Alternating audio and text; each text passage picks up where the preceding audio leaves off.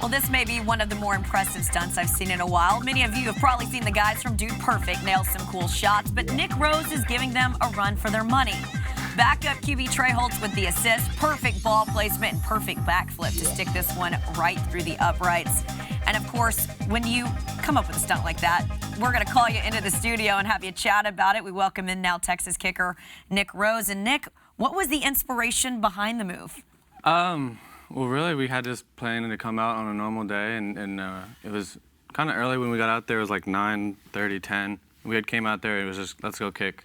Let's go have a normal day. And then as we were in the locker room kind of getting ready, I don't even know who, it was me, Kyle Ashby, the snapper, and Trey. And we were kind of all talking about this weekend, what happened. And someone brought up the Wisconsin kicker's like trick video where the holder held it off of his nose, and then the Arkansas State guy who held it off his tongue. We kind of started like messing around, like, hey, it would be cool if we could do something cooler, blah, blah, blah. And then we kind of thinking for a minute, like, what could we do? And nothing really came to mind. I was like, I'm gonna do a backflip, kick a ball, like, I can do it. And then we got on the field, and it was kind of like, I don't think I could do it anymore. And then we kind of trial and error with a bunch of different ways to do it. And then finally that looked the most promising, so we kind of went with it and kept trying to do it. Now, I'm not trying to start any trouble with you here, but the video does freeze up just a little bit before it clears the crossbar. Did it actually go through? Yeah, it went through, and it's been everywhere, so I've kind of heard a lot about that. But that was like try 20-something, and we didn't get the whole video, so we tried probably 50 more times to get the whole video, just because all of us were kind of upset. We're like, no one's gonna believe it, like we can't even post this, like I've been wasting our time. So we were like, we gotta get it done. So we ended up doing it like just about 70 times. 70 times. So there's 70 backflips. That's a lot. And how much credit goes to Trey? Because I mean, that is perfect ball placement right there. He had a lot of trial and error, but no, he was doing great the whole time. It was really me. It was kind of hit or miss. I couldn't really see where I was flipping and kicking the ball. It was really hard, but no, he did great. Ashby did great filming. So thanks Kyle Ashby for the great film job, and then Trey did great with the placement. I mean, that would be hard to me too. I didn't know how he was doing it. He didn't complain once either, so he was just kind of going and getting it with me. Like seeing the team assist there. What sort of feedback have you guys been getting as a result of it? Well, I didn't even think it would blow up like that. I thought it was kind of more of a joke towards me and like the other specialists that had been doing it across the country, kind of because you see the backflip video, you see all the backflip videos like the backflip catch and all that cool stuff. So I thought it was more of a reply to the Arkansas and the Wisconsin guy, and it was kind of like a specialist thing, like, oh, we can have fun too. And then it started blowing up, and Trey texted me. He was like, dude, we have like so many retweets. And it like starts popping up on like Bleacher Report, and then yesterday it was like on, I think, Sports Center and ESPN, and I'm like, what the heck? Like, that's not anywhere what we had expectations for. It was kind of just to have fun and like have fun with other kickers, and it just blew up. It was really cool. Okay, another thing that you've been a part of in this last week was there were some Tigers over at DKR. Yeah. You also went viral with this picture. You've had a really strong last week on the internet. What was going on with this picture of you and these two cuddly tigers? That's a cool picture. I forgot, I didn't look at it. But no, it was, what was I up there for? I think I was actually going up there to kick. And they just embraced you like that? No, and then, so I had just gotten off Twitter, I had parked, and I was like on Twitter or Instagram or something, walk into the facility, and I see like, I think Caleb Blewett had a picture of a tiger, and I was like, there's no way, like that's my favorite animal. And I walked up, and then like the first thing I did, I went to Coach Strong's room because that's where I thought it was, and I saw the two tigers laying on the ground, and I was like, this is so cool. And then the lady that brought them, she was like, do you want to bring them down to the stadium, like down to the field? And I was like, of course, like I want to hold it. So I like got to bring it in the elevator and hold it and carry it down. And then we got to the field, and I kind of started trying to play with them because she said they were really friendly. She said they'd play with you. So I kind of started like running around with them and running circles with them and doing all that kind of just messing with them like you play with kind of like a puppy.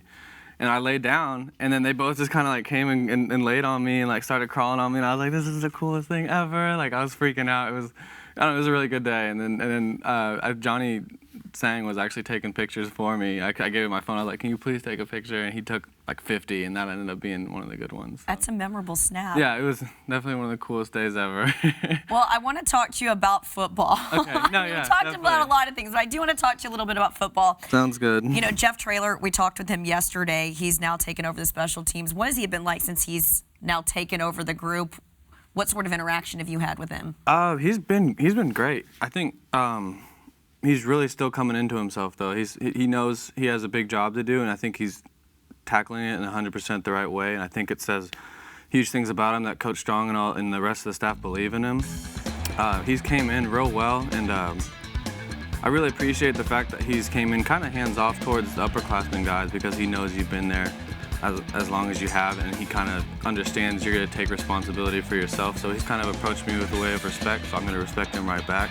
And he's done outstanding so far. He's always very reoccurring, like encouraging with everybody, not even just me. And he's very personal with the tight ends, and that's his real kind of core group. But across the field, during special team meetings, he's always encouraging to everybody. He never talks down to anybody or disrespects anybody. He's really kind of there to earn people's respect first, and I guess like make the players feel comfortable that he's a great coach and he's going to do whatever has the best interest for the players. So I can't say enough good things about him. Well, in the meantime, ahead of you guys really getting back out there with the coaches, which is in August, a lot of you guys are doing stuff on your own right now. Understand that you've been working out with Phil Dawson. Oh, yeah. How did that happen? What's it been like? It's been, first and foremost, it's been amazing. I can't thank him enough for the opportunities he's kind of given me and stepped in as a coach. But that came around actually through Coach Strong. I was talking to him about kind of opportunities this summer and what I could do, and kind of telling him my game plan for practice and all that extra stuff. And he comes out of nowhere, he's like, call Phil. I'm like, all right, let's call Phil. And then Bianco with football media relations kind of texted me. He was like, here's his number. We played phone tag for like a month. Like I'd call him, he'd call me back. I'd call him, I'd text him, he'd text me. And we never really got to kick. And then finally one day he was like, I'm coming out this time, this day, let's meet. And I was like, okay. Started kicking from there, and then it really picked up. Hopefully he doesn't mind working with me. I think he kind of likes it because we get to kind of sort of push each other. But after that, we kind of started kicking 3 or 4 times a week, and I guess now he's at OTAs back with the 49ers, so I hope he's doing great there. But whenever he comes back, I think in about a week, we'll pick that up again, and hopefully I'll be able to work with him through the rest of the summer until August. Good stuff. Well, I mean, I don't want to take a jab at Phil or anything, but he doesn't have a lot of hair. No. You have a ton of it. Perfect match. Talk to me about this look, where it came from, because I understand your dad has a background from West Point. Yeah. So I can't imagine Dad was a fan of this early on. No, he's one of the guys telling me to cut it off every day. But no, he loves me. But I started skateboarding and soccer the longest time ago when I was 3. And I guess you kind of grow up watching the soccer players, and I had a favorite soccer player back then who had long hair. Who was? Fernando Torres, who's a baller. So I wanted to be just like him.